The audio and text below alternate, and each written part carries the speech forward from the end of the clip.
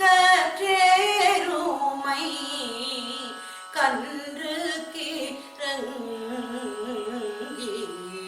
நினைத்து மூலை வழியே நின்று பால் சோர நனைத்தில்லன் சேராக்கும் நற்செல்வ தங்காய் நனைத்தில்லன் சேராக்கும் நற்செல்வ தங்காய் பனித்தலை வீழனின் வாசற் கடை பற்றி பனித்தலை வீழனின் மாசர் கடை பற்றி சினத்தினால் தென்னிலங்கை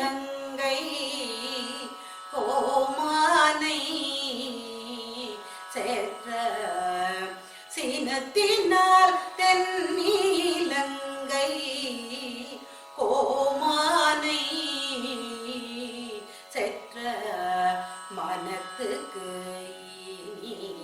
யானை பாடவும் நீவாய் திறவாய் இனித்தான் எழுந்தீராய் இதென்ன பேருரக்கம் இனித்தான்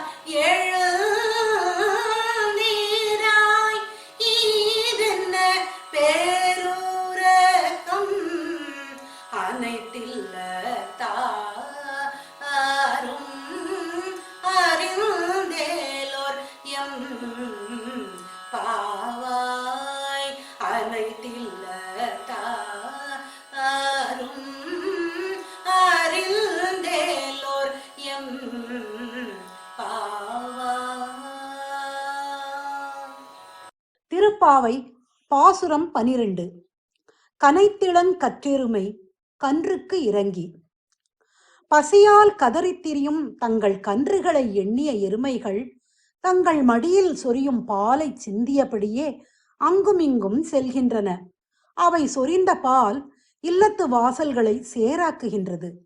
இந்த அளவுக்கு விடாமல் பால் சொரியும் எருமைகளுக்கு சொந்தக்காரரான ஆயனின் தங்கையே, கொட்டுகின்ற பனி எங்கள் தலையில் விழ உன் வீட்டு தலைவாசலில் நாங்கள் காத்து நிற்கிறோம். சீதையை கவர்ந்து சென்ற ராவணனின் மீது கோபம் கொண்டு அவனை அழிக்க ராமாவதாரம் எடுத்த கோமானாகிய அந்த நாராயணனின் பெருமையை பாடுகிறோம். நீயோ இன்னும் பேசாமல் இருக்கிறாய். எல்லா வீடுகளிலும் அனைவரும் எழுந்துவிட்ட பிறகும் உனக்கு மட்டும் ஏன் பேருறக்கம்?